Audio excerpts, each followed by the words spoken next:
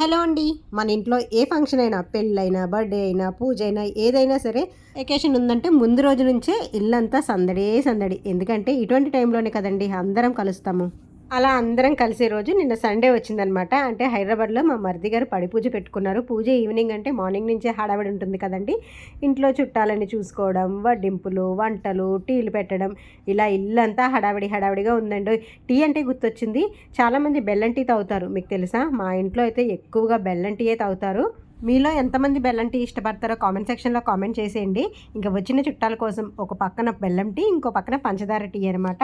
ఈ టీ గ్యాప్‌లోనే ఇక్కడ చుట్టాలు, ఫ్రెండ్స్ ఇంట్లో హడావిడిగా ఉందనమాట. పడి పూజ అయితే చాలా చక్కగా జరిగింది. పూజ ఎలా ఉన్నా పూజ రోజు మార్నింగ్ మా ఇంట్లో జరిగిన హడావిడి అంతా ఇంత కాదు.